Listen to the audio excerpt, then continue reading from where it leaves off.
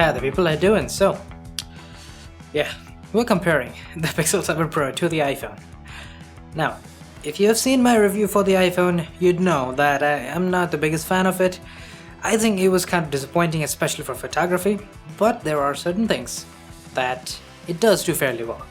Also, it has been a while, there have been some updates. I want to really check out for myself exactly whether or not the iPhone has improved, because there have been a myriad of issues for it, and especially compared to the Pixel 7 Pro, which is a very good photography camera, I think it's going to be an interesting comparison to say the very least, so let's jump right in.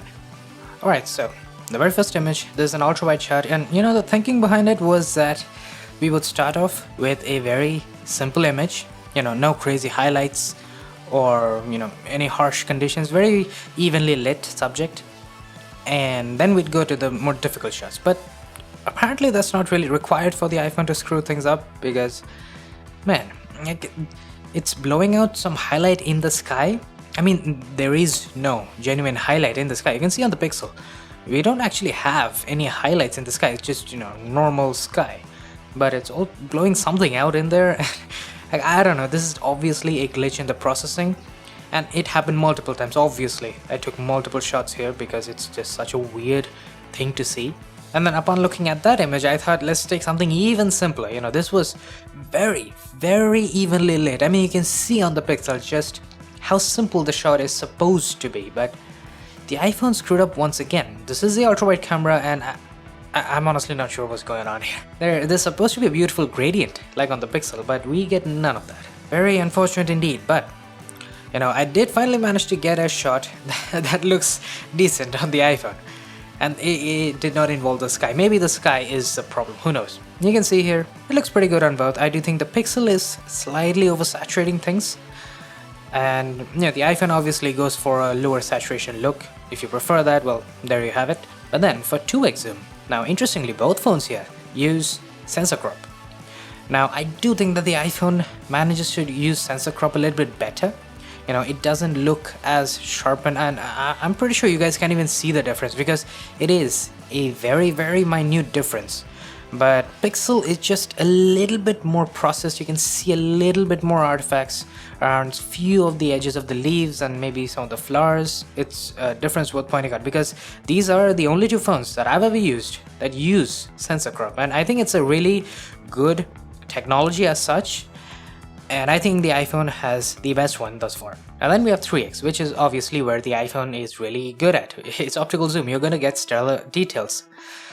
And on the Pixel, interestingly, this time the Pixel uses software once again to basically make sure that the center of the frame has some of the detail from the 5x periscope zoom. But ideally you should probably stick to 2x because it does look a little bit more processed than the 2x on the Pixel. And then of course at 5x, this is where the Pixel's optical zoom kicks in. We have a 5x periscope zoom camera and it works really well. I don't think, you know, there's really much of a comparison here because now the iPhone is using digital crop from the 3x, so obviously it's going to suffer a little. And then at 10x, this is where, you know, you get the maximum difference between the two. The Pixel is noticeably better compared to the iPhone 14 Pro, which has a lot of grain, noise, less detail, and a lot of processing that is becoming visible now. So obviously 10x is far more usable on the Pixel compared to the iPhone. Now this one was fairly challenging. I mean, there was a lot of detail in the shadows that needed to be exposed, and I think this time the iPhone is actually not doing a particularly bad job. It does have higher contrast compared to the Pixel, which is why the shadows might look a little bit more crushed, but in general it's a fairly nice shot, especially if you were to reference the previous daylight shots where everything looks screwed up. I would easily consider this to be a very nice image. But just as I was about to get optimistic about the iPhone's processing, I thought, you know, maybe the first few images were just bad luck for the iPhone, or, you know, just bad situations or something like that, some weird explanation for it. But apparently the iPhone's inconsistencies, as you can see, they haven't exactly improved all that much. It still manages to screw up HDR processing very often, and the Pixel is just better for regular daylight photos. But there are things that the iPhone excels at. We'll get to that in a moment, so, you know, don't just give up on the iPhone yet. It does have a particular niche, at least that's what I think. But before that, I do have another complaint about the iPhone. Essentially, when you use the iPhone's main camera, you cannot really get very close to your subject. Its focus or minimum focusing distance is actually quite large. You have to be a good bit far away from the subject. You can see I'm farther away from the subject, but the iPhone still could not focus on the flower in front. But ironically, this is quite something. You cannot get close enough with the main camera, but then when you go to macro mode, now the iPhone officially has probably one of the absolute best macro cameras because it can get super close to subjects. I mean, even compared to the Pixel, which does have a very nice, decent macro camera, you can see we can get far closer. The minimum focusing distance on the iPhone is surprisingly small in macro mode. Now then, this is where I think the iPhone really comes into its own. So this shot right here is a 48 megapixel RAW image. To be specific, it's a Pro RAW image, which does have certain benefits. Now, of course, for the Pixel, to keep things fair, we are using a RAW image on the Pixel as well, but you do not get any high resolution option on the Pixel whatsoever, even though it does have a 50 megapixel sensor. And because it has RAW capabilities, you can actually grade these images quite a bit, while also preserving the 48 megapixel level of detail, which is quite a nice combination, to be entirely honest. And well, these two photos, I just graded them on Snapseed because I just wanted to keep things contained in the same mobile form factor essentially, and I got this thing done in like 3 to 4 minutes. It's sort of a rough grade. I can kind of see why professional photographers would like to have the iPhone as a secondary camera. And of course, that's not all the iPhone is really good at. I do think that in case of selfies and portraits in general, it is very good and quite comparable against the best photography cameras. That's quite a bold statement, especially coming from me, and you'll see soon enough why. In this case, I do think that the Pixel is nailing the white balance a little bit better. The warmth is very accurate because it was sort of during sunset, while the iPhone, it doesn't quite reproduce the accurate colors all that much. As for this backlit shot, you can see sun in the background, and if you were to once again look at the images that we took initially with the crazy, ridiculous HDR, you'd think that this image would be impossible from the iPhone, but that's not the case. It nails the HDR. Well, not entirely. I do think the Pixel manages to control the sun a little bit better, but it's a minor difference. As for portrait selfies, well, there are two things that really come to mind here. So the iPhone, it looks really nice. There's no doubt about that. I really like the skin tones. It's not oversaturating like the Pixel, which I'm not the biggest fan of in this case at least. But the Pixel does have the advantage of being able to use an uncropped field of view. Now this shot was slightly more backlit, and you can kind of see that it was quite during sunset, especially on the Pixel. It is very obvious that we have a lot of warm, mild sunlight coming in, and on the iPhone it's not quite as apparent. I wish we had more of the warmth being preserved here. That's genuinely something that the iPhone does not do quite well enough. In this case at least, I do prefer how the Pixel looks, especially because of the field of view. As for night mode selfies, well, this is where I think the iPhone suffers a lot because it will give you a lot of grain, very low detail, and even though it'll take a long exposure, it won't really look like you're taking a night mode selfie. The end result at least. The Pixel on the other hand, fantastic, as you can see. Really nice contrast. I really like the noise reduction, the detail preservation. It's a very good night mode selfie that it has. Now for portraits. Now this is once again a place where I think the iPhone is probably one of the best at. Now this shot is actually quite simple. We are using 2x on the iPhone, which once again uses sensor crop, and as you can see, immaculate level of detail. It's a really nice shot in my opinion, and it's a really nice focal length because 2x is like the intermediate and you can get some really good portraits with it. The Pixel on the other hand, it will crop in by default. It's a completely digital crop and I'm not the biggest fan of that, but hey, this is what you get. Now this shot was taken with 1x zoom on both phones, and well, you look at this shot and you think, well, it's completely backlit by the sun, it's a portrait shot. The iPhone would have, if it had the previous HDR processing issues that we just talked about, it would have completely screwed it up. I would have been probably a silhouette in this case.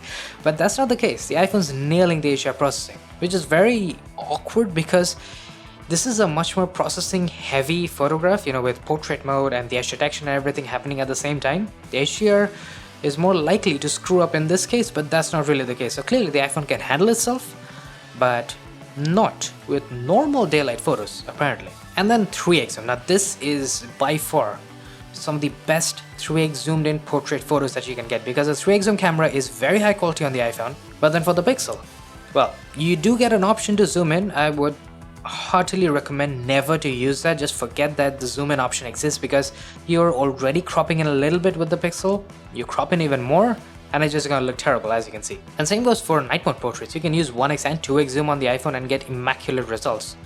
And as you can see, with 1x zoom, both phones actually produce some really nice high quality night mode portraits right here. Now of course, let's talk about regular night mode shots. Now this is once again a place where I'm kind of lukewarm about the iPhone, because the Pixel, it has night sight.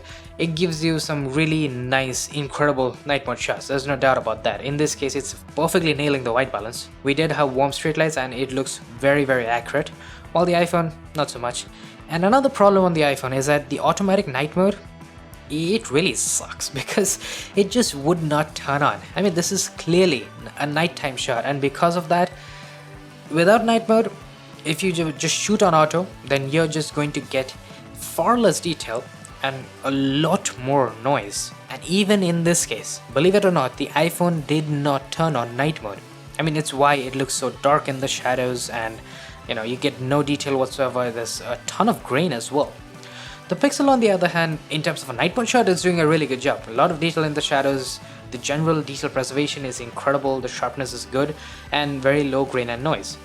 But the white balance is a little too crazy. It's way too warm. No street light would warm things up like that, at least. Now in this case, I had to manually force night mode to turn on. Takes you out of this, you use the iPhone, all you have to do is point and shoot. Not really, you have to turn on night mode manually, which is kind of a hassle if you really think about it, because there are a few steps involved for it. Anyways, with night mode, you can see it's a tremendously detailed image and it looks really nice. The night sky in particular, very clean and smooth on the iPhone and on the Pixel. So yeah, both are doing a really good job in this case. As for the white balance, I do think the iPhone is actually nailing it this time around. It generally doesn't, but this time it is definitely doing a really good job. Now this one is probably one of the most difficult shots here because of just how backlit it is. Now, both phones took normal night mode shots. The iPhone took a night mode shot for the first time with auto mode, which is, a relief, to be honest. But yeah, I do think that the Pixel is nailing the white balance this time around. Surprisingly, the iPhone is warming things up. I don't really understand why, because we didn't have any warm lights.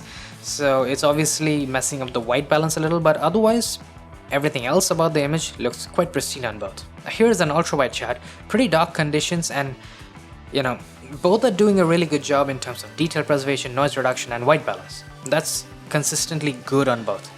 The real difference, however, is in the contrast. The iPhone is really contrasty in this case. It's crushing a lot of shadows, especially in the sky and all that. Now, some people really don't like that. I understand that, but personally speaking, yes, it's crushing some shadows. Sure, some details are not visible, but that doesn't really matter in the grand scheme of things. The image, to my eyes, it looks more appealing. That's just all I'm saying. Here's another ultra-wide shot, and in this case, I honestly thought the iPhone might screw up the white balance, but it didn't. It's very, very accurate. You can see that the warmth from the streetlights and everything, it is being perfectly maintained on the iPhone. Quite surprising, to be honest. The Pixel surprisingly messed up the white balance, which it generally doesn't happen, but it did happen in this case. Now of course, you can use sensor crop on both with night mode as well, and both do produce some really nice results. I do think that the Pixel is pulling ahead in terms of detail preservation, just slightly, while the iPhone not quite as much. But yeah, it's a very, very minor difference, just so you know. As for the respective optical zoom, the iPhone with 3x, it does a really good job. The sensor's quality is really high, and the iPhone's night mode can really handle itself with optical 3x zoom. So you can get some really good results with that. But on the Pixel, unfortunately, the 5x periscope zoom is not being used here. Needless to say, it's obviously being cropped in all the way from 1x. So yeah, you should probably stick to 2x zoom if you really want to use zoom at night. So having said all of that, well, I do think that the iPhone has, it still has a very long way to go if it has to convince me that it is a good photography camera. I still don't consider it to be all that viable in terms of photography because of just how bad the regular daylight photography is. It's like the simplest thing that it somehow manages to screw up more often than not. As for the Pixel, for general photography, it's stellar in my opinion. I really like the Pixel for its photography. But its real downside is in portraits. It's ironically the place where the iPhone excels at, while the Pixel is actually not very good at it because it just lacks proper versatility, both in terms of just the focal lengths. You're forced to use just one focal length, which also happens to use digital zoom, so you're never going to get full quality portrait from the Pixel ever, really. And secondly, you cannot adjust the blur level on the Pixel, which kind of screws things up because, depending on the situation, you might want more or less blur, which you can't really adjust on the Pixel, while on the iPhone you have full control over that. So overall, if I had to pick one out of these and just walk away, I'd pick the Pixel any day of the week because I don't take a lot of portraits or selfies. And for me, regular photos, regular normal daylight photos and night mode photos, they matter a lot more, and that definitely is something that is better in general on the Pixel. So with that said, I do hope you guys enjoyed. So I'll be seeing you guys soon and with another one. Cheers.